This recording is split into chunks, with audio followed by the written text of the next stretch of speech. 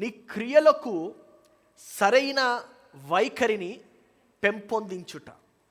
Right, అంటే cultivating the right attitude for your actions. Right, cultivating the right attitude for your actions. So ఏం చెప్పాను, మనం నాయకుడిగా ఎప్పుడు మార్చబడతామంటే ఇతరుల యొక్క ప్రవర్తనపై, ఇతరుల యొక్క బిహేవియర్ పైన మనము ప్రభావితం చేసినప్పుడు, అప్పుడు మనము నాయకుడిగా మార్చబడతాం. సో మనలో నాయకత్వ లక్షణాలు ఉంటాయి, కానీ నాయకత్వ లక్షణాలు ఉన్నంత మాత్రాన మనం నాయకుడిగా మారుతామన్న గ్యారంటీ అయితే లేదు. ఎందుకంటే నాయకుడిగా మారటానికి మనకి సరైనటువంటి వాతావరణం కావాలి. ఏం కావాలి? వాతావరణం కావాలి. సరైనటువంటి వాతావరణం కావాలి, సరైనటువంటి పోషక కావాలి. We need the right feed and the right attitude, right environment. Right, so ఇతరులు నీ గురించి ఏమైతే సంబోధించారో నువ్వు అట్టి రీతిగా ఉండకుండా దేవుడు నీ గురించి ఏదైతే చెప్పాడో ఆ రీతిగా ఉండడమే ఈ వర్తమానం యొక్క డెస్టినేషన్. అర్థమైందండి? ఇతరులు నీ గురించి ఏం చెప్పారో కాదు, ఇతరులు నీ టీచర్సు, నీ ఫ్రెండ్సు, నీ తోటి పనివారు, లేకపోతే నీ బాసు, లేకపోతే ఎవరో వీరేం చెప్పారనేది కాదు, దేవుడు నీ గురించి ఏం చెప్తున్నాడు అదే సత్యము. హల్లెలూయా. కాబట్టి దేవుడు మనం చూసాము ఆదికాండం 1:26 ఏమనంటే దేవుడు సమస్తమును తయారు చేసి నరుని తయారు చేశాడు లాస్ట్లో. ఎందుకంటే ఈ చేసిన సమస్తమును నరుడు పరిపాలించడానికి. సో దాన్ని బట్టి మనకు అర్థమైంది ఏంటంటే నరుడికి పరిపాలన లక్షణము పుట్టుకతోనే ఉంటుంది. రైట్, సో కానీ పరిపాలన చేయాలి, సరైనటువంటి పరిపాలన చేయాలి. ఉదాహరణకి మనం పరిపాలన అంటే ఇప్పుడు చూస్తున్నటువంటి రాజకీయ పరిపాలన అనుకుంటున్నాము, అదే పరిపాలన అనుకుంటున్నాం కాదు. అది ఒక రకమైన పరిపాలన, దాంట్లో కూడా శ్రేష్టత ఉంటుంది, దాంట్లో కూడా శ్రేష్టమైన పరిపాలన ఉంటుంది, శ్రేష్టమైనటువంటి ఆలోచనలతో, శ్రేష్టమైనటువంటి వ్యూహంతో జనాల యొక్క అభివృద్ధికై పరిపాలన ఉంటుంది. కానీ అది ఒక కోణం మాత్రమే. ఇంకో కోణం యొక్క పరిపాలన ఏంటంటే నీ యొక్క ఎలా పరిపాలిస్తావంటే నీ యొక్క బహుమానాన్ని వర్ధిలింపచేసి, నీ యొక్క బహుమానాన్ని పెంపొందించి, నీ యొక్క బహుమానాన్ని బిల్డ్ చేసి. రైట్, సో మనము గత వారము లూకా సువార్త 8:18 దగ్గర ఆగాం కదా.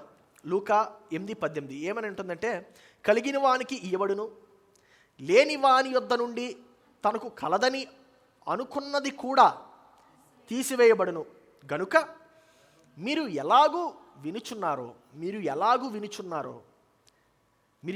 వినుచున్నారో చూచుకొనుడి. చూడండి అసలు ఎంత అద్భుతం. అంటే నీకు ఏదైనా కావాలంటే, లేకపోతే నీ నుంచి ఏమైనా తీవేయబడాలంటే ఏంటి అక్కడ ప్రాముఖ్యము? నీ యొక్క వినుకడ. ఏంటది? నీ యొక్క వినుకడ. సో హౌ యు లిసన్, ఎలా వింటున్నాం అనేది, అంటే ఎలాగా నీ యొక్క వినుకడ ఉంది. వింటాం, కానీ ఎలా వింటాం? ఉదాహరణ చెప్పాను, ఇద్దరు కొడుకులు ఒకే తండ్రికి, పేద తండ్రి. ఆ పేద తండ్రికి ఇద్దరు కుమారులు ఉంటారు. మొట్టమొదటి వాడు పేదగానే ఉంటాడు, రెండో వాడు చాలా ధనవంతుడిగా మారుతాడు. మొట్టమొదటి వాడిని అడిగితే ఎందుకు ఇంత పేదగా ఉన్నావని అడిగితే నా తండ్రి పేదవాడు కనుక నేను పేదగానే ఉండిపోయాను అంటాడు. రెండో వాడిని అడిగితే నా తండ్రి పేదవాడు కనుక ఆ దరిద్రంలో ఉండకూడదని చెప్పి నేను ధనవంతుడిగా మారిపోయానని చెప్తాడు. సో ఎలాగ నువ్వు రిసీవ్ చేసుకుంటున్నావు? ఇంగ్లీష్లో ఏమైనా ఉంటుందంటే హౌ యు లిసన్. అదేనా, ఎలా వింటున్నావు? ఇదే వర్తమానము ఇక్కడ నేను కొంతమందికి చెప్తున్నాను, కానీ ఒక్కొక్కరికి ఒక్కొక్కలా వినిపిస్తుంది. ఎందుకంటే నీవు ఉన్నటువంటి వాతావరణం బట్టి అది ఉంటుంది. హల్లెలూయా. సో నీవు ఎటువంటి మనస్తత్వంతో వింటున్నావో దాన్ని బట్టి నీకు అర్థమవుతుంది. నువ్వు సరైనటువంటి మనస్తత్వంతో లేకపోతే ఏది చెప్పినా నీకు దోషంగానే ఉంటుంది, సరి చేసుకునేటువంటి గుణం ఉండదు. మళ్ళీ ఏం చూసామంటే నువ్వు నీ యొక్క నమ్మకం యొక్క హద్దులని దాటి జీవించలేవు. నీ యొక్క నమ్మకం యొక్క హద్దులు దాటి, దీనికి ముందు మనము చూసినట్లయితే నీ యొక్క నమ్మకము ప్రతిదానికి మూలము. నీ యొక్క వైఖరికి మూలమేంది? నీ నమ్మకం. ఇప్పుడు చూడండి, నీ యొక్క నమ్మకం ఎలా వస్తుందంటే నువ్వు ఏం వింటున్నావు, ఎలా వింటున్నావు దాన్ని బట్టి వస్తుంది. Got it? సో నీ యొక్క వినుకడ జాగ్రత్తగా ఉండాలి. నీ యొక్క వినుకడ ఎలా ఉంది? How is your listening skills? చూడండి, ఒకే క్లాస్ రూమ్లో స్టూడెంట్స్ అందరూ ఉంటారు ఫస్ట్ క్లాస్లో. కానీ అదే ఫస్ట్ క్లాస్లో అదే టీచరు అందరికి చెప్తాడు. కొంతమంది A+తో వస్తారు, కొంతమంది Aతో వస్తారు, కొంతమంది B, కొంతమంది B+, కొంతమంది C. ఏంటి తేడా? వినుకడ. వారు ఎలా విన్నారు, వాళ్ళకి ఎలా అర్థమైంది, నువ్వు ఎలా అర్థం చేసుకుంటున్నావు నీ యొక్క పాఠాన్ని. నీ ముందే జరుగుతూ ఉంటాయి కొన్ని సన్నివేశాలు, దాన్ని బట్టి నువ్వు ఎలాగా స్పందిస్తావు. సో నీ యొక్క స్పందన చాలా ప్రాముఖ్యము. నీ యొక్క స్పందన సరిగ్గా ఉండాలి. ఎలా పడితే అలా స్పందిస్తే మనం అనుకునేటువంటి results Rao. So in order for you to get the right results, you need to respond correctly. సరైనటువంటి రీతిగా మనము రెస్పాండ్ అవ్వాలి. ఇప్పుడు చూడండి, ఇంకోటి మాట చెప్పాను. ఏమనంటే, నువ్వు ఏమి ఆలోచిస్తున్నావో అదే నువ్వు కదా. నువ్వు ఏమి ఆలోచిస్తున్నావో అదే నువ్వు నీ గురించి ఏమని అనుకుంటున్నావు. కొంతమంది రక్షింపబడిన తర్వాత కూడా ఇప్పుడు కూడా వారు పాపనే ఫీల్ అవుతారు. పాపిని నేనని. యేసుక్రీస్తు నీ కోసం రక్తం చిందించేశాడు, నువ్వు రక్షణలోకి వచ్చేసావు, కానీ ఇంకా నువ్వు ఆ యొక్క పాపపు జీవితం గురించి మాట్లాడుతూ ఉంటావు. ఈయన రక్షింపబడి, మారు మనసు పొంది రక్షింపబడి 20 సంవత్సరాలు అవుతుంది. అయినా సరే ఈయన యొక్క సాక్ష్యం ఏముంటుందో తెలుసా? సాక్ష్యం అంటే ఏమనుకుంటాం మనం? జరిగిపోయినటువంటి 20 సంవత్సరాల కిందట ఉన్నటువంటి సంఘటన అని కాదు. సాక్ష్యం అనగా దేవుడు ఇప్పుడు నీ జీవితంలో రీసెంట్గా ఏం చేశాడు. What is the big miracle that he has done for you? What is the big thing that he has done for you? అది నీ యొక్క సాక్ష్యం ఉండాలి. లేకపోతే నువ్వు దేవుని కొరకు ఎలా నిలబడ్డావు, నువ్వు దేవుని యొక్క కట్టడల ద్వారా నడుస్తుంటుంటే నీకు అడ్డు రాకుండా ఏదీను, నీకు ముయ్యబడినటువంటి ద్వారములు ఎలా తెరవబడ్డాయి, that is your testimony. So సాక్ష్యం అంటే వెంటనే మనము మన ఎలా బాప్తిస్మం తీసుకున్నాం, మనం ఎలా రక్షింపబడ్డాం, దానికి వెళ్ళిపోతాం. అది అయిపోయింది. That's history.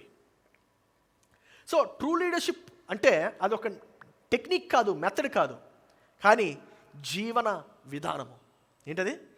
జీవన విధానము. నిజమైనటువంటి నాయకుడు, నువ్వు నిజమైనటువంటి నాయకుడిగా ఉండాలంటే నువ్వు దాన్ని జీవించాలి. హల్లెలూయా. నీ యొక్క జీవితమే నీ యొక్క సాక్ష్యంగా ఉండాలి. ఈరోజు మనం చూస్తున్నది అదే. మనము స్టేజ్ మీదకి వచ్చి నటిస్తున్నాం. స్టేజ్ దిగిన తర్వాత అసలైనటువంటి జీవితం జీవిస్తున్నాం. స్టేజ్ మీద, స్టేజ్ క్రిందన ఒకేలాగా ఉండాలి. హల్లెలూయా. స్టేజ్ మీద వచ్చి బుల్బుటాని మాటలు చెప్పేసి అవతలని మెప్పు పొందడానికి ఏదేదో చెప్పేసి మంచి ఇన్స్పైరింగ్ స్టోరీ చెప్పనవసరం లేదు. ఎందుకంటే నేను ఎప్పుడు ఒకటే వర్తమానం బోధిస్తూ ఉంటాను. As a matter of fact నా వర్తమానం ఎప్పుడు కూడా మత్తయి సువార్త 4:17 దాటి వెళ్దాం. పరలోక రాజ్యం సమీపించింది గనుక మారు మనసు పొందుకునుడి. ఎందుకు ఇది చెప్తున్నానంటే, సత్యాన్ని మనం డెవలప్ చేయలేం. అదేనా? You can never develop the truth. సత్యం అలాగే ఉండిపోతుంది. అందుకే నేను చెప్పిందే చెప్తాను. హల్లెలూయా. నా వర్తమానాలు మీకు కొత్తగా అనిపిస్తాయి, నా వర్తమానాలు వింతగా అనిపిస్తాయి. As a matter of fact నా వర్తమానం నాకు ఎప్పుడు కొత్తగా అనిపించదు. నేను చెప్పిందే చెప్తున్నట్టు అనిపిస్తుంది నాకు. మీకు వింటున్నప్పుడు ఎందుకు కొత్తగా అనిపిస్తుంది అంటే, మీరు కొత్త మనస్తత్వం కలిగి వస్తున్నారు. కొత్త కోణం నుంచి మీకు అర్థమవుతుంది. When you look at it from a different angle.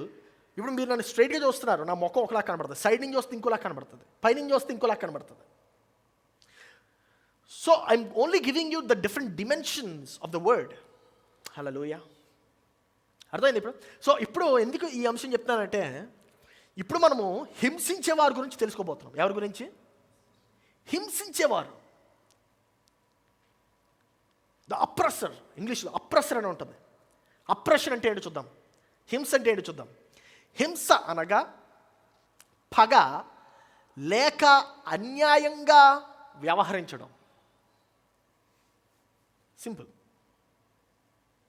హింస అనగా పగ లేక అన్యాయంగా వ్యవహరించడం. ఉదాహరణకి నువ్వు ఒక ఆయన దగ్గరికి వెళ్ళావు, పోస్ట్ ఆఫీస్కి వెళ్ళావు. ఆయన నువ్వు రాసినటువంటి ఉత్తరము ఆ పోస్ట్ మాస్టర్ తీసుకొని పంపించాలి. ఆయన పంపించట్లేదు. ఎందుకు పంపించట్లేదు? నేను పంపను, అంతే, నా ఇష్టం అంటున్నాడు. అదే అన్యాయం. He needs to do his job. అది న్యాయం. అర్థమైందా? అది హింస. అరే అదేం హింస అండి? అలాగే ఉంటుంది హింస, చాలా సున్నితంగా ఉంటుంది హింస. ఇంకా చూద్దాం. ప్రభుత్వం యొక్క అధికారము లేక నాగరికత యొక్క దూషణలో ఉంటుంది. ప్రభుత్వం యొక్క అధికారము,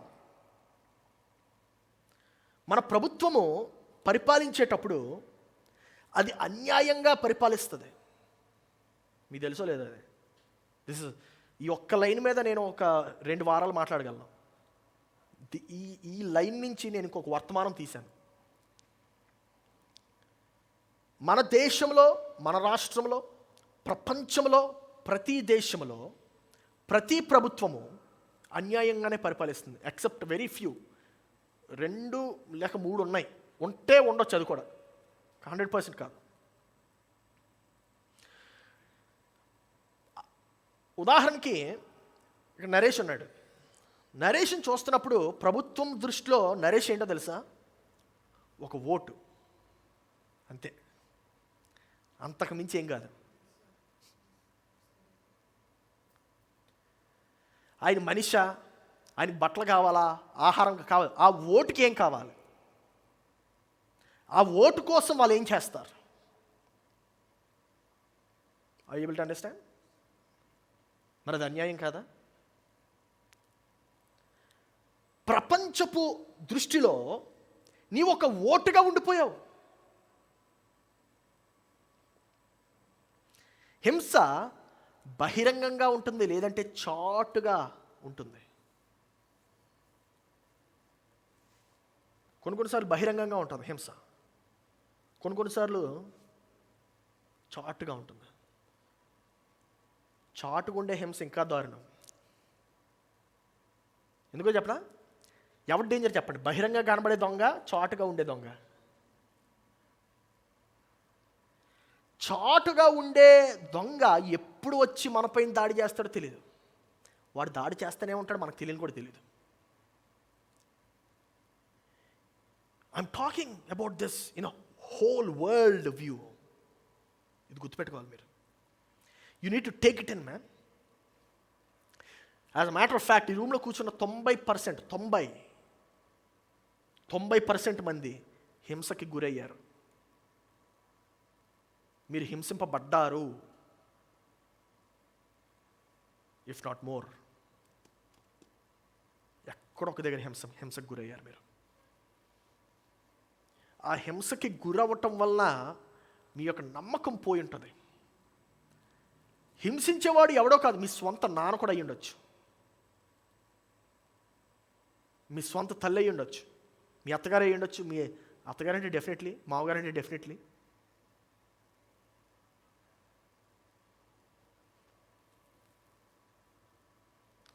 సున్నితంగా ఉంటుంది హింస, సున్నితంగా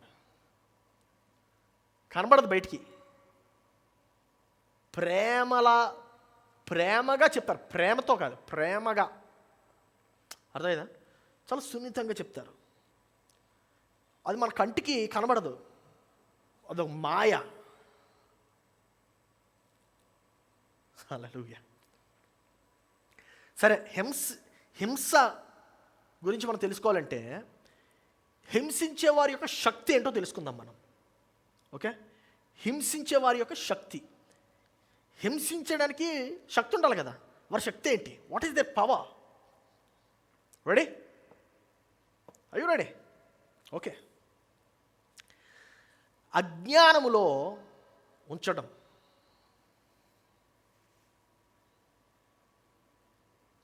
ఎక్కడ ఉంచడం? అదే అన్నిటికన్నా గొప్ప శక్తి హింసించేవాడికి. మిమ్మల్ని చీకట్లో పెట్టేసి మీకు ఏవో కబుర్లు చెప్పేసి వాడు దోచేసుకుంటాడు. హింసించేవాడు ఎలా ఉంటాడంటే వాడికి తెలుసు అంతా, మీకు తెలియనీడు. మీరు అలాగే ఉండండి, అలాగే ఉండండి, అలాగే ఉండండి. మనం ఏంటి, మనం కంఫర్టబుల్ లైఫ్స్ కదా మనకి. అలాంటి లైఫ్ అంటే మనకు చాలా ఇష్టం. ఇలాగే ఉంటాను అయితే. అదే వాడి శక్తి. మనకి తెలియకపోవటం, జ్ఞానం లేకపోవటమే హింసించేవాడి శక్తి. ఇది చాలా ప్రాముఖ్యం, గుర్తుపెట్టుకోండి. సాతానికి నిన్ను నువ్వు అప్పగించుకుంటున్నావంటే జ్ఞానం లేకపోవడం వల్లే వాడి చేతిలోకి వెళ్తున్నావు. లేకపోతే వెళ్ళనే వెళ్ళవు.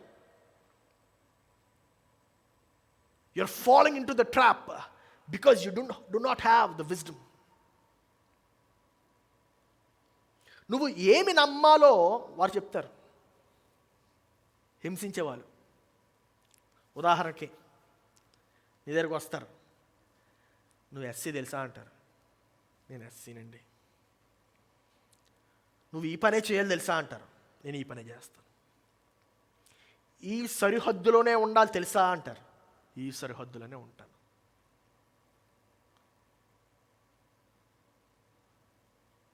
హింసించేవాడు నువ్వు ఏమి నమ్మాలో కూడా చెప్తాడు. ఆ నమ్మటం వెనకాల రీజనింగ్ ఉండదు, అజ్ఞానమే ఉంటుంది.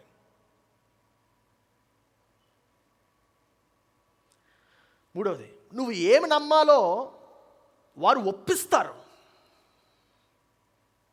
పదే పదే పదే పదే చెప్తారు, ఒప్పించేస్తారు లాస్ట్కి. నువ్వెవరో, నేను ఎస్సీ. నువ్వెవరో, నేను ఎస్టీ. నువ్వెవరో, నేను బాపనుండి. ఏం చేస్తావు? నేనేం చేయను, అంతే.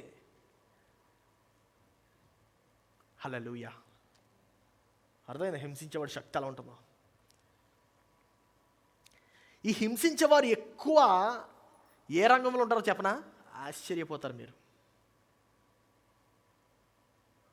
విద్య రంగంలో ఉంటారు. విద్య ఎందుకో గెస్ చేయండి. గెస్ చేయలేరా?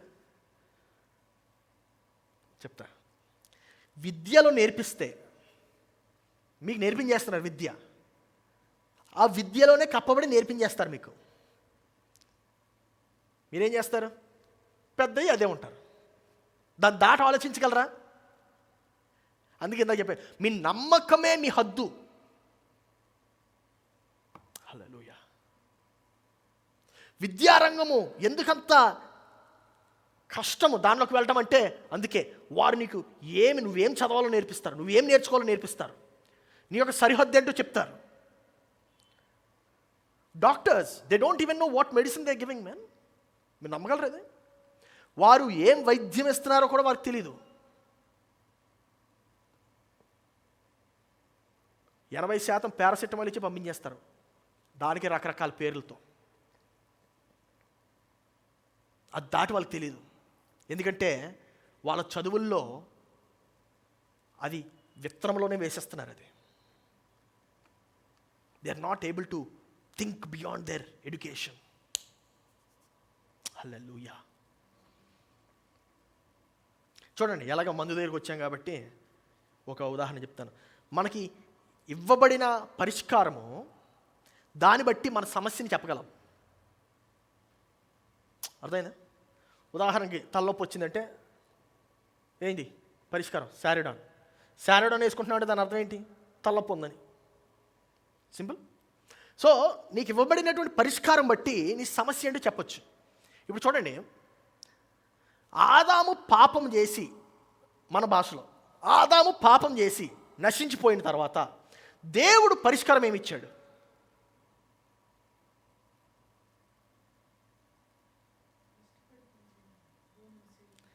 దేవుడు పరిష్కారం ఏమి ఇచ్చాడు తెలుసా? యేసు ప్రభుని ఇచ్చాడు. యేసు ప్రభు ఏంటి? దేవుని యొక్క వాక్కు. హల్లెలూయా. అర్థమైనా? జాగ్రత్త వినండి. ఇది పాపానికి, నశించిపోవడానికి దానికి పరిష్కారము యేసయ్య. దేవుడు ఇచ్చింది ఏంటంటే యేసయ్య యొక్క పేరే he is the word of God. దేవుని యొక్క వాక్కు. నీ యొక్క అజ్ఞానానికి కావాల్సింది ఏంటి? వాక్కు. వాక్కు అనగా ఏంటో తెలుసా? ఇన్ఫర్మేషన్, వర్తమానము. హల్లెలూయా. అయ్యేబుల్ గారు, వర్తమానము నువ్వు తెలుసుకుంటే నువ్వు విమోచింపబడతావు. హల్లెలూయా. వర్తమానం తెలుసుకుంటే నువ్వు గొప్ప స్థాయికి వెళ్తావు. అందుకనే నేను అంత రీసెర్చ్ టైం పెడతాను. వర్తమానం తెలుసుకుంటే నీ యొక్క జీవితం మెరుగుపరచబడుతుంది. హల్లెలూయా.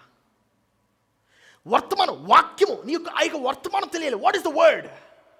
ఆ వర్డ్ నీకు తెలియాలి. ఏంటి ఆ వర్డ్ అంటే, దేవునికి తిరిగి రాజ్యం ఇచ్చేశాడు. హల్లెలూయా. దేవునికి తిరిగి రాజ్యం ఇచ్చేశాడు. He gave you back what you need.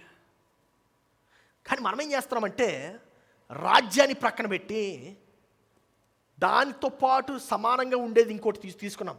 అదే మతము. మనం ఏమనుకుంటున్నాం అంటే, పాటలు పాడి స్టెప్లు కొట్టేసి గట్టిగట్టిగా ఏడ్చేస్తే, భాషలు మాట్లాడేస్తే, ఆదివారం ఆరాధనకి వెళ్ళిపోతే చాలు అని చెప్పి అనుకుంటున్నాం. As a matter of fact no. దేవుడు మనకి ఇచ్చింది వాక్యము. ఆ యొక్క వర్తమానాన్ని మనం తీసుకొని ఆ యొక్క వర్తమానం బట్టి మనం జీవించాలి. హల్లెలూయా. అదే సత్యము. మీకు వర్తమానం యొక్క ప్రభావం ఎలా ఉంటుందో చూపిస్తాను. ఇప్పుడు సంఖ్యాకాండము 13వ వచనం తీసి పెట్టండి.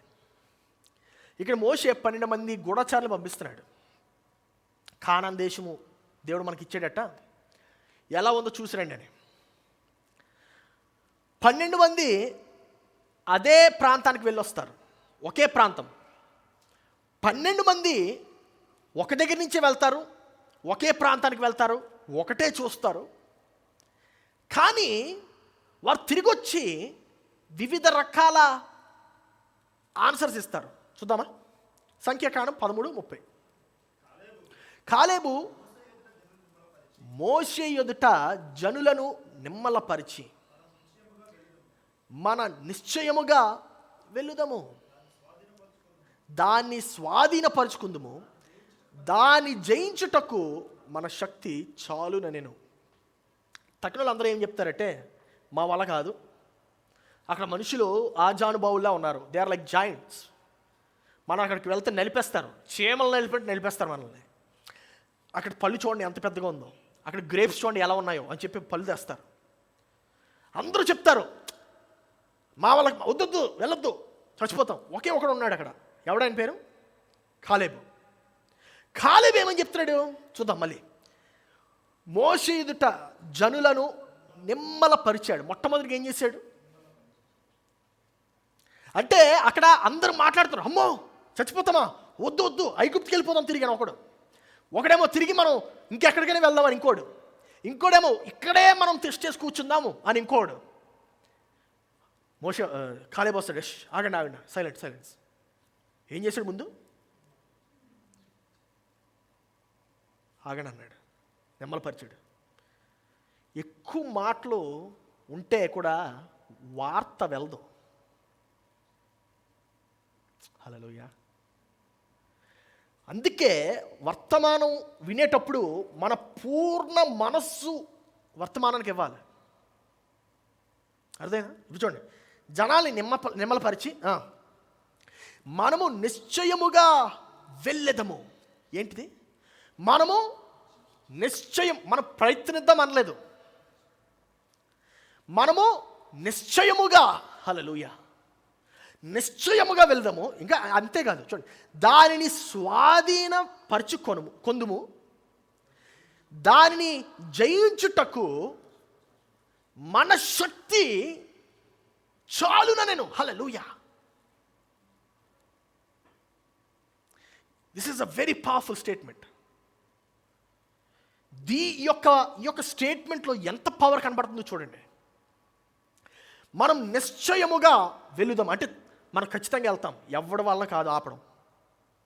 ఖచ్చితంగా వెళ్తాం, వెళ్ళి దాన్ని స్వాధీనపరుచుకుంటాం. హల్లెలూయా. ఎందుకు స్వాధీనపరుచుకుంటాము? దాన్ని జయించుటకు మన దగ్గర శక్తి ఉంది, ఇది చాలా అన్నాడు. నువ్వు చాలాసార్లు ఏమని ఆలోచిస్తావు అంటే నీ దగ్గర శక్తి లేదేమో అని ఆలోచిస్తావు. నువ్వు అలా ఆలోచిస్తే చాలు, నువ్వు హింసించే వాడికి ఇచ్చేస్తున్నావు నీ యొక్క శక్తిని. హల్లెలూయా. ఇంకా 14:24 చూద్దాం. దేవుడు కాలేబు గురించి ఏమని చెప్తున్నాడు? నా సేవకుడైన కాలేబు మంచి మనసు కలిగి ఆగండి ఒకసారి. నా సేవకుడైన కాలేబు మంచి మనసు కలిగి, ఏ మనసు కలిగి? ఎవరి దృష్టిలో? జనాల దృష్టిలో చెడ్డ.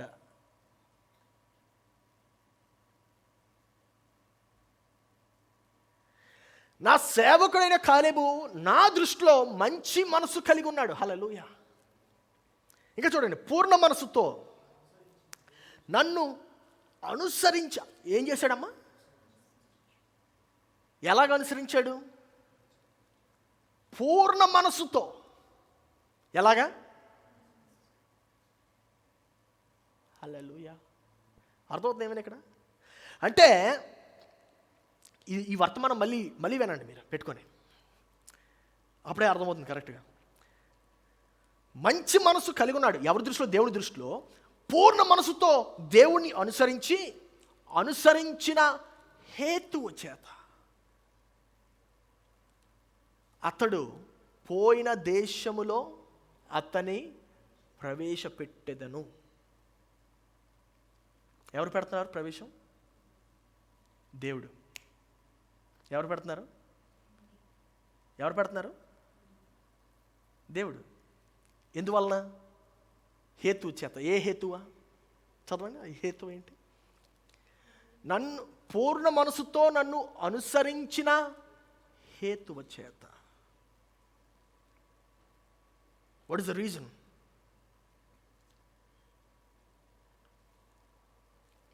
Caleb,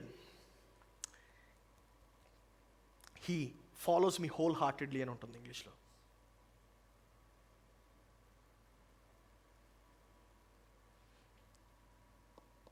దేవునికి ఏం కావాలో తెలుసా? దేవునికి ఏం కావాలి? కారణం కావాలి. ఏం కావాలి? జాగ్రత్త. ఇది it's a big secret. It's a big secret for your blessing. నీవు దీవింపబడాలంటే ఇది ఒక పెద్ద రహస్యం. ఇది చాలా అర్థం చేసుకోండి, చాలా ప్రాముఖ్యం ఇది. దేవునికి నిన్ను దీవించాలన్నా, ఆ దీవెన తొలగించాలన్నా కారణం కావాలి. హల్లెలూయా. ఆ కారణం ఏమిస్తున్నావు దేవునికి? నేను నిజం చెప్పనా, దీవెన తొలగించడానికి నువ్వు దేవునికి అనేక కారణాలు ఇస్తున్నావు. దీవించడానికి ఏం కారణం ఇస్తున్నావు?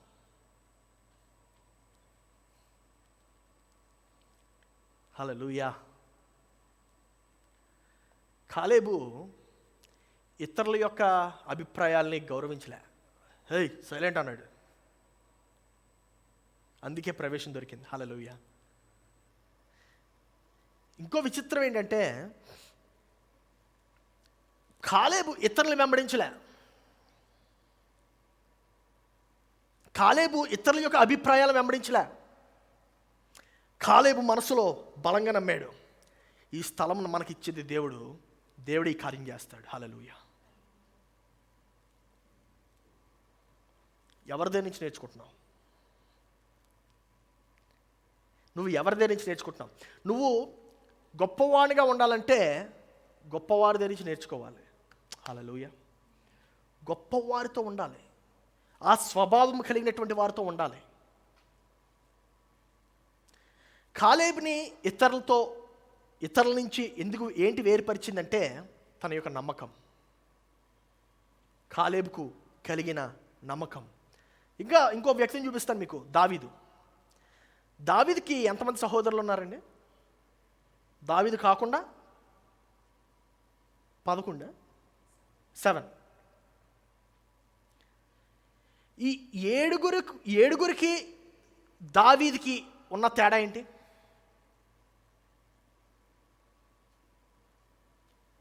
ఈ ఏడుగురు యొక్క క్యారెక్టర్ చెప్తాను ఏంటో. ఈ 7 బ్యాడ్జులు ఉన్నాయి. ఆర్మీలో ఉన్నారు, ఆర్మీలో ట్రైనింగ్ తీసుకున్నారు, గన్ ఎలా కాల్చాలి అని, మంచి సూటు బూట్ వేసుకున్నారు. కానీ కావాల్సింది వారిలో ఒకటే మిస్సింగ్, నమ్మకం. దావీదుకు బ్యాజ్ లేదు, సూటు బూట్ లేదు, హైట్ లేదు, వయసు లేదు, ఏముంది? నమ్మకం ఉంది. అందుకే గొలియాతును ఓడించాడు. హల్లెలూయా. నువ్వు గొలియాతును ఓడించాలంటే ట్రైనింగ్ అది నీకు కావాల్సిందే. మొట్టమొదటిగా నీకు కావాల్సింది ఏంటో తెలుసా? నమ్మకం. నువ్వు అది సాధించగలవు అనేటువంటి నమ్మకం. హల్లెలూయా. నీకు కరోనా వైరస్ వస్తే నువ్వు భయపడిపోకూడదు. నేను దీన్ని జయిస్తానని నువ్వు నమ్మాలి ఫస్ట్. హల్లెలూయా. అదే నిన్ను దాటిస్తుంది. ఆమేన్. దావీదుకి ఈ యొక్క సరైనటువంటి ఆత్మ ఎక్కడి నుంచి వచ్చింది? సరైన మనస్తత్వం ఎక్కడి నుంచి వచ్చింది? తనకి గతంలో జరిగినటువంటి ఎక్స్పీరియన్సెస్ నుంచి వచ్చాయి. సింహం వస్తే పరిగెట్టాడా? ఎదిరించాడు. బేరొస్తే పరిగెట్టాడా? ఎదిరించాడు. హల్లెలూయా. నా ప్రియ సహోదరి సహోదరుడా, చిన్న చిన్న కష్టాలు వచ్చినప్పుడు ఎదిరిస్తేనే నీ యొక్క నమ్మకం బలపడుతుంది. చిన్న చిన్న కష్టాలు వచ్చినప్పుడు నువ్వు పారిపోతే నమ్మకం బలపడదు, నమ్మకం భయంగా మారిపోతుంది. నా ప్రియ సహోదరి సహోదరుడా, తన వైఖరి తన నమ్మకం యొక్క ఫలము. తన యొక్క వైఖరి తన నమ్మకం యొక్క ఫలము. It is the product of your belief. Your attitude is a product of your belief. తను నమ్మినది తన సహోదరులు నమ్మలేకపోయారు. దావీదు నమ్మింది దావీదు యొక్క సహోదరులు నమ్మలేదు. కాలేబు నమ్మింది కాలేబుతో వచ్చినటువంటి వారు నమ్మలేకపోయారు. సో నువ్వు వింతగా ఉంటే భయపడద్దు. అందరూ అవ్వదు అని చెప్తారు. ఎందుకు అవ్వదు? చూద్దామని చెప్పాలి. హల్లెలూయా. కొంతమంది కాలేజీకి వెళ్తారు డిగ్రీ కోసం. ఎందుకు డిగ్రీ సంపాదించాలి? సమాజంలో మేము సమానంగా ఉండాలి. అందుకు నేర్చుకుందామని కాదు. 10th తర్వాత ఇంటర్మీడియటే చదవాలి. ఎందుకు? సమాజం. తర్వాత ఇంజనీరింగో డాక్టరో లేకపోతే డిగ్రీయో చదవాలి. ఎందుకు? సమాజం. మీకు ఒక ఆయన గురించి చెప్తాను. ఆయన లేకుండా మీరుది ఒక్కరోజు కూడా గడవదు మీకు. ఆయన ప్రిన్సిపల్ రూమ్కి ఎన్నిసార్లు వెళ్ళాడో తెలుసా? ప్రిన్సిపల్ రూమ్కి అనేక సార్లు వెళ్ళాడు కుర్రవాడుగా ఉన్నప్పుడు. ఆ ప్రిన్సిపల్ ఏమని చెప్పిందంటే అతని గురించి, ఇతను ఒక లౌజీ స్టూడెంట్ అని చెప్పింది. లౌజీ, వేస్ట్ ఫెలో, ఈడ పనికిరాని వాడు అని చెప్పింది. సైకాలజిస్ట్ ఆ కుర్రోడు గురించి ఏం చెప్పింది తెలుసా? ఇతను ఇంబ్యాలెన్స్డ్, మతి స్థిమితం లేనటువంటి వాడు ఈడు అని చెప్పింది. ఎవరో తెలుసా? అతను బిల్ గేట్స్.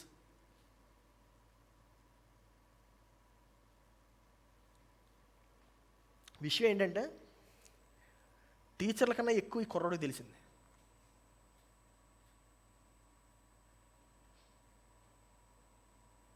వీడు పనికిరానటువంటి వాడరా అని చెప్పింది. As a matter of fact నా గురించి కూడా అలా చెప్పింది. ఈ ఎడ్యుకేషన్ ఇన్స్టిట్యూషను నా గురించి అలాగే చెప్పింది. నాకన్నా ఎదవ ఎవడున్నాడని చెప్పింది.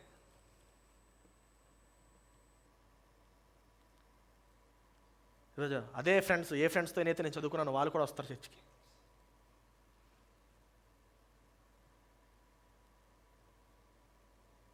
వారి యొక్క ఐక్యూ టెస్ట్కి నేను సరిపోలేదు.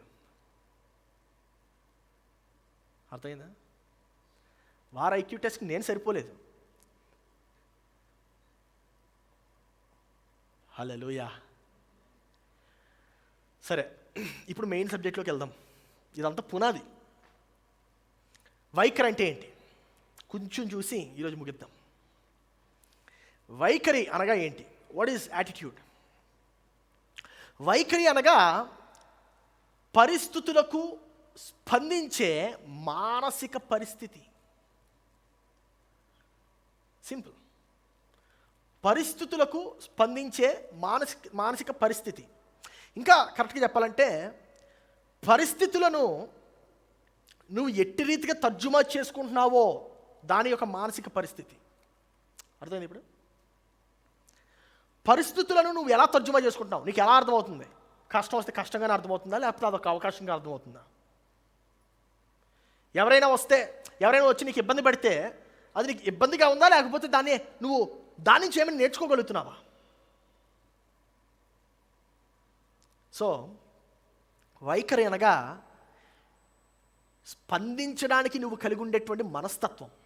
అర్థమైంది? ఇప్పుడు స్పందించడానికి నీవు కలిగి ఉన్న మనస్తత్వం. ఈ యొక్క వైఖరి ఏంటో చూద్దాం. వైఖరి అనగా స్వీయ విలువ మరియు సొంత ఆలోచన, స్వీయ గౌరవం మరియు విలువ యొక్క భావం. చాలా కన్ఫ్యూజ్ చేస్తాను, ఇది మళ్ళీ బ్రేక్ డౌన్ చేస్తాను, కంగారు పడదు.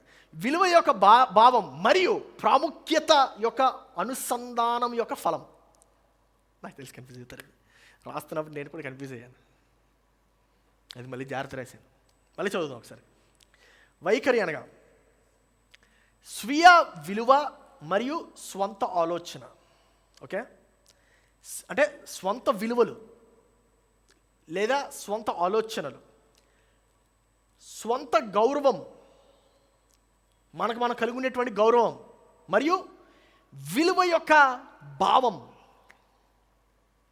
అర్థమైందా? విలువ యొక్క భావం అంటే విలువ యొక్క అర్థం ఏంటి, మీరు దేనికి ఎంత విలువిస్తున్నారు, మరియు ప్రాముఖ్యత యొక్క అనుసంధానం అంటే ఇంటగ్రేషన్, కలపడం, దాని యొక్క ఫలమే వైఖరి. ఓకే, ఇప్పుడు మీరు బ్రేక్ చేస్తాను, కంగారు పడుతుంది. మొట్టమొదటిది స్వీయ విలువ. అందరూ చెప్పండి. అంటే స్వంత విలువ, నీకు నువ్వు ఎంత విలువించుకుంటున్నావు. కొంతమంది విలువించుకోరు, నేను ఏదో ఉన్నానులేండి అంటారు. హలో, నీకు నువ్వు విలువించుకోకపోతే ఏంటి? నీకు విషయం చెప్పనా, నీకు నువ్వు విలువించుకోకపోతే ఎవడో నీకు విలువ ఎవడు? నీ విలువేంటి? ఏమోనండి, ఏం చేస్తావు తెలియదండి అంటే నీకు నువ్వు విలువించుకోవట్లేదు. సో స్వీయ విలువ. రెండోది స్వంత ఆలోచన.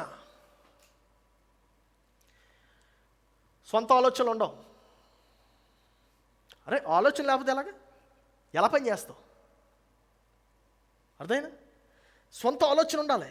ఈ దేవుడు మనకు ఒకటి ఇచ్చాడు. ఏమిచ్చాడు? బ్రెయిన్. అందరూ చెప్పండి. దాన్ని అప్పుడప్పుడు వాడాలి మనం. హల్లెలూయా, వాడాలి. దాన్ని బాగా పొదిన పెట్టాలి. వేడెక్కిపోయి, నా బ్రెయిన్ ఎప్పుడైనా పట్టుకుంటే వేడెక్కిపోయి ఉంటుంది ఇక్కడ అంతా. వేడెక్కిపోయి ఉండాలి. హల్లెలూయా, బ్రెయిన్. సొంత ఆలోచన. మూడోది స్వీయ గౌరవం. నీకు నువ్వు ఎంత గౌరవం ఇచ్చుకుంటున్నావు? నీకు విషయం చెప్పనా, నీకు నువ్వు గౌరవం ఇచ్చుకోకుండా ఇతరులకు గౌరవం ఇవ్వలేవు. ఇతరులకు నువ్వు గౌరవం ఇస్తున్నావు అంటే దాని అర్థం ఏంటో తెలుసా? నీకు నువ్వు ఎక్కువ గౌరవించుకుంటున్నావని. ఎందుకంటే ఇతరులను నువ్వు గౌరవించే విధానం బట్టి నీ యొక్క గౌరవం ఏంటో తెలుస్తుంది. హల్లెలూయా. ఓకే, నాలుగవది విలువ యొక్క భావం. విలువ యొక్క భావం. నువ్వు దేనికి ఎంత విలువిస్తున్నావు? నీ సమయానికి విలువించుకుంటున్నావా? నీ యొక్క సమయానికి విలువిస్తున్నావా? నీ యొక్క ఆలోచనకు విలువిస్తున్నావా? ఐదవది ప్రాముఖ్యత. నీ యొక్క విలువకి ప్రాముఖ్యత ఇస్తున్నావా? ఆరవది వీటన్నిటినీ అనుసంధానం చేస్తే దాని యొక్క ఫలమే వైఖరి. ఓకే, ఇప్పుడు దానిలోకి వెళ్ళను, కానీ ఒక మాట చెప్తా. నీ యొక్క వైఖరి మారనంత వరకు నీవు నీ యొక్క తరానికి, ఎవరికి? నీ యొక్క తరానికి నువ్వు ఎంత ప్రాముఖ్యత కలిగి ఉన్నావో వారికి తెలియచేయలేవు. అందుకే అందరూ చెప్పండి వెనకాల, నేను సరైన వైఖరి కలిగి ఉండాలి. హల్లెలూయా, సరైన వైఖరి కలిగి ఉండాలి. చాలామంది ఈ గదిలో నమ్మేది ఏంటో తెలుసా?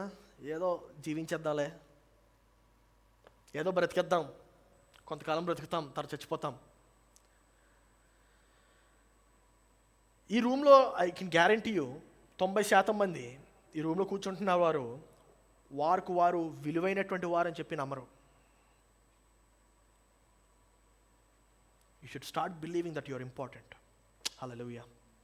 You should start believing that you are valuable. నువ్వు విలువైనటువంటి వాడివి. ఎవరి దృష్టిలో అవసరం లేదు, దేవుని దృష్టిలో. అక్కడి నుంచి స్టార్ట్ అవ్వాలి. హల్లెలూయా. ఎవరి దృష్టిలో? దేవుని దృష్టిలో. దేవుడు నన్ను ఎల్లప్పుడూ చూస్తున్నాడని నువ్వు నమ్మాలి. ఎల్లప్పుడూ చూస్తున్నాడు. అరే దేవుడితో నేను ఎప్పుడైనా మాట్లాడచ్చు. హల్లెలూయా. అంటే నువ్వు ఎంత విలువైనటువంటి వాడు ఒకసారి ఆలోచించు. How important are you to God? You should start believing that you are important in God's eyes. నీవు దేవుని యొక్క నేత్రాలలో, దేవుని యొక్క దృష్టిలో నువ్వు ప్రాముఖ్యమైనటువంటి వ్యక్తివి. నువ్వేదో బై మిస్టేక్ పుట్టేలేదు.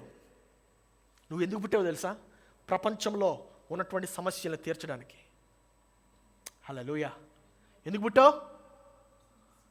ప్రపంచంలో ఉన్న సమస్యల్ని చూసారా, చెప్పడానికి కూడా ధైర్యం రావట్లేదు మనకి. ప్రపంచంలో ఉన్న సమస్యలు తీర్చడానికి. ఎస్, నీవు అందుకే పుట్టావు. ఆమెన్. ఊరికినే పుట్టలే.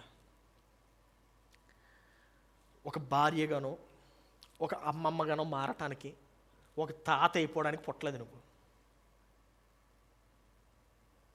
హల్లెలూయా. కొంతమంది అంటారు, ఎందుకమ్మా నువ్వు మంచి భార్య అవ్వాలని. మంచి భార్య అవ్వడానికి పుట్టించలేదు దేవుడు నిన్ను. ప్రపంచంలో ఉన్నటువంటి సమస్యలు తీర్చడానికి పుట్టించాడు. మంచి కోడలు వద్దు. నువ్వు ప్రపంచంలో ఉన్నటువంటి సమస్యలు తీర్చే వైఖరి కలిగి ఉంటే ఆటోమేటిక్గా మంచి కోడలు అయిపోతావు. As simple as that.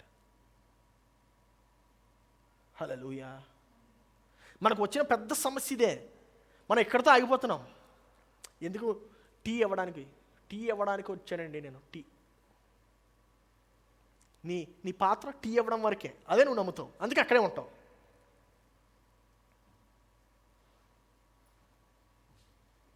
అందరూ నా వెనక చెప్పండి, నేను ప్రపంచం యొక్క సమస్యలను తీర్చడానికి పుట్టాను. కొంచెం జీవం వచ్చింది. మళ్ళీ చెప్తా కొంచెం నమ్మకంతో. నేను ప్రపంచంలో ఉన్న సమస్యల్ని తీర్చడానికి పుట్టాను. హల్లెలూయా. ఏం రాసన్నా, నమ్ముతావా?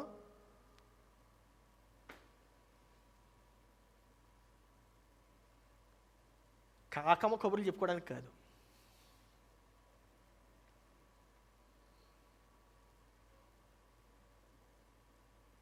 హల్లెలూయా. మీకు విషయం చెప్పనా? ఇప్పుడు నా భార్య, ఒకప్పుడు నా గర్ల్ ఫ్రెండ్. ఆమెతో నేనేం గంటల తరబడి ఫోన్లో మాట్లాడేవాడిని కాదు. భోజనం చేసాం, మెసేజ్ పెట్టండి, భోజనం చేసావా? చేశాను, అయిపోయింది అంతే. దాని తర్వాత ఏం చేశాడు తెలుసా? నా పనిలో నేను ఉండేవాడిని.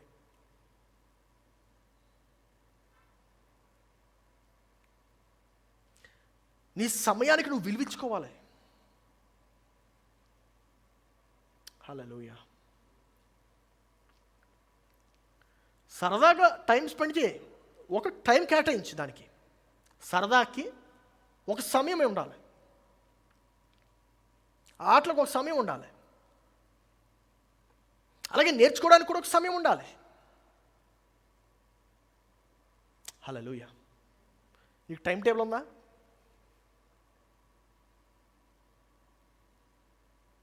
టైం టేబుల్ తయారు చేసుకోవాలి నీ లైఫ్లో.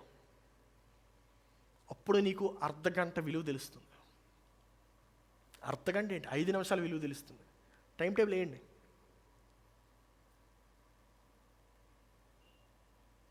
రీసెంట్గా నాకు అన్నింటికన్నా one of the my proudest moments ఏంటో చెప్పనా? నా భార్య నన్ను ఒకరోజు అడిగింది, నాకు టైం టేబుల్ వేసి పెట్టండి అని. ఆమెకి చెప్పలేదు నేను. I felt so happy that day.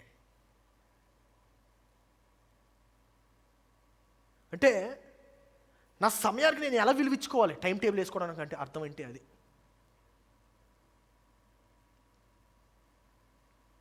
నా ప్రియ సహోదరి సహోదరుడా, నీ యొక్క సమయానికి విలువ ఇవ్వడం ప్రారంభించు. అప్పుడు నీ యొక్క జీవితంలో మార్పులు చూస్తావు, నీ యొక్క వైఖరిలో మార్పులు వస్తాయి. విజయానికి రహస్యము విజయాన్ని వెంబడించడం కాదు, విజయాన్ని సాధించడం కాదు, విలువైన వ్యక్తిగా అవ్వటమే విజయానికి రహస్యం. నాకు ఇందాక 5 గంటలకు ఒక ఆయన మెసేజ్ పెట్టాడు, Christy, I need your time. How much time? 2 hours. For what? To solve this problem. When? Day to time. ఎవరైనా నేను అడిగారా? When was the last time somebody asked you for your time?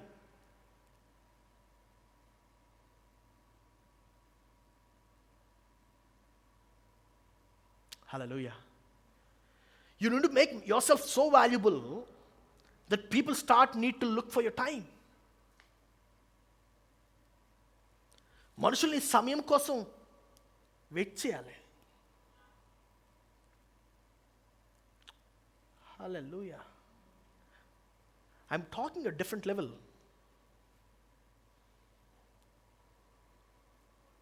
నువ్వు విజయవంతుడిగా మారాలి. ఎలా మారుతావు? నీ సమయానికి విలువ ఇవ్వాలి, నీకు నువ్వు విలువించుకోవాలి. ఏం చేస్తున్నావు? ప్రపంచం యొక్క సమస్యలు తీరుస్తాను. ఎలా తీరుస్తావు? తీరుస్తానంతే. సమస్య ఏంటి? నన్ను ఏదైతే కోపపరుస్తుందో అదే నా యొక్క సమస్య. నన్ను కోపపరిచేది విద్యా రంగం ఒకటి. నెక్స్ట్ వైద్య రంగం, దానిలో కూడా వెళ్ళిపోతాం.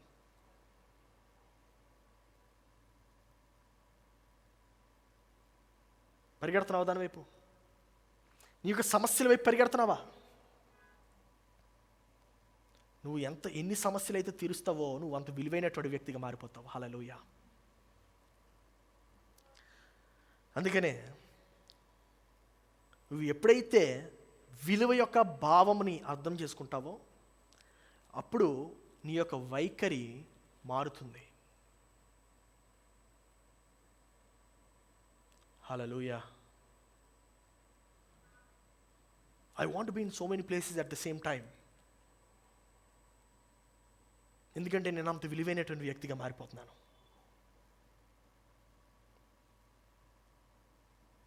The more valuable you are, the more people demand of you. ఎంతమంది అడిగారు తెలుసా నా ఈ వారంలో నా యొక్క సమయము వారి సమస్యలు పరిష్కరించడానికి.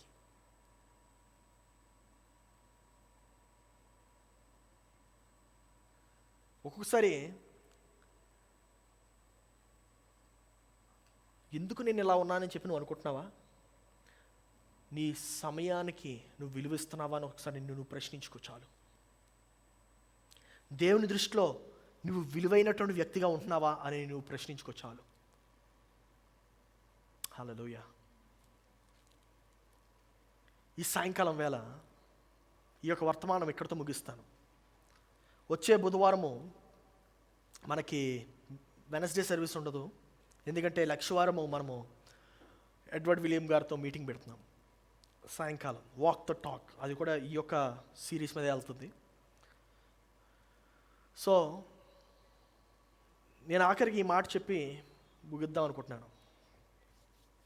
ఒక సింహము ఎప్పుడు కూడా గొర్రె పిల్ల వలె ఆలోచించదు. గొర్రె పిల్ల వలె ఒకవేళ సింహం ఆలోచిస్తే ఆ యొక్క సింహము గొర్రెపిల్ల, సింహం కాదు.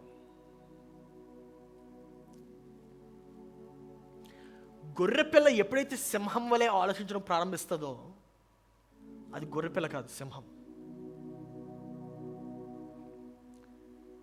నువ్వు ఎలా ఆలోచిస్తున్నావు? నీ యొక్క సమయానికి నువ్వు ఎలాగా విలువిస్తున్నావు? నీకు నువ్వు ఎలా విలువిస్తున్నావు? How are you? How are you valuing yourself? ఈ సాయంకాలం వేళ ఇంకొక 2 నిమిషాలు ఉన్నాయి మనకి. ఆ 2 నిమిషాల్లో నీవు దేవునితో ఇలా ప్రార్థన చేయాలని నేను కోరుతున్నాను. దేవా, నీ దృష్టిలో నేను ప్రాముఖ్యమైనటువంటి వ్యక్తిని, నీ దృష్టిలో నేను ప్రాముఖ్యమైనటువంటి వ్యక్తిని, నా యొక్క సమస్యలేంటో నాకు తెలియపరిచని చెప్పి నువ్వు ప్రార్థన చేయి. నేను అధిగమించాల్సినటువంటి పనులు ఏంటో నాకు తెలియపరచని ప్రార్థన చేయి. ఒకవేళ నీకు నీ యొక్క సమస్యలు తెలియకపోతే తెలియపరుస్తాడు. నా యొక్క సమయానికి నేను ఎలా విలువ ఇవ్వాలో నువ్వు ఒకసారి నాకు తెలియపరచని ప్రార్థన చేయి. నీ యొక్క సమయానికి నువ్వు విలువ ఇవ్వటం ఆయన నేర్పిస్తాడు. ప్రభువా, ఈ యొక్క సాయంకాలం వేళ నీ దృష్టిలోనైనా మమ్మల్ని ప్రముఖులుగా నువ్వు పెట్టినందుకు వందనాలు. ప్రాముఖ్యమైనటువంటి వ్యక్తిగానైనా విలువైనటువంటి వ్యక్తిగా నీవు మమ్మల్ని మార్చినందుకు వందనాలు.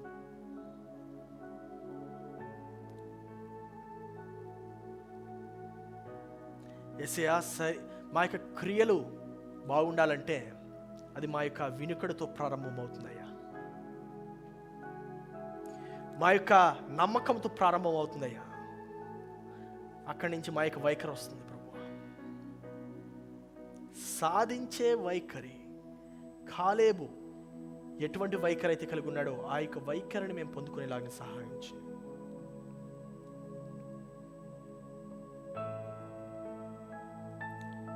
యేసయ్యా, ఈ యొక్క సాయంకాలంనైనా సమయం యొక్క విలువను మాకు తెలియపరిచినందుకు వందనాలు.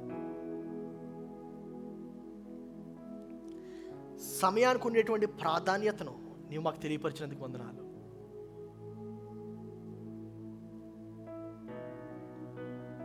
ఈ సాయంకాలం వేళ ప్రభు, ఈ యొక్క వర్తమానం విన్న ప్రతి ఒక్కరూ ఈ యొక్క వర్తమానానికి స్పందించి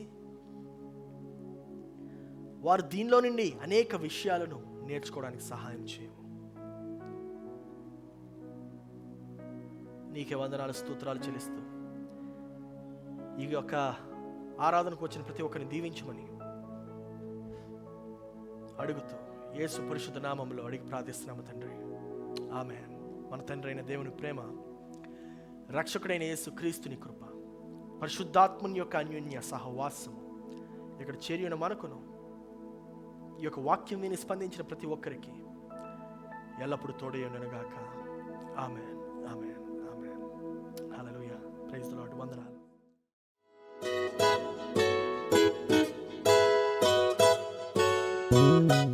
ఈ ఆరాధన మీకు ఆశీర్వాదకరంగా ఉందని నేను నమ్ముతున్నాను. ఇలాంటి మరెన్నో వీడియోస్, వాక్యాలు, పాటలు వినడానికి ఈ ఛానల్కి సబ్స్క్రైబ్ చేయండి. అలాగే బెల్ ఐకాన్ని క్లిక్ చేయండి సో దట్ మీకు నోటిఫికేషన్స్ వస్తుంటాయి. You can always follow us on Facebook and Instagram. Our Facebook and Instagram handles NLI777 and Ernest Mohanty. Thank you.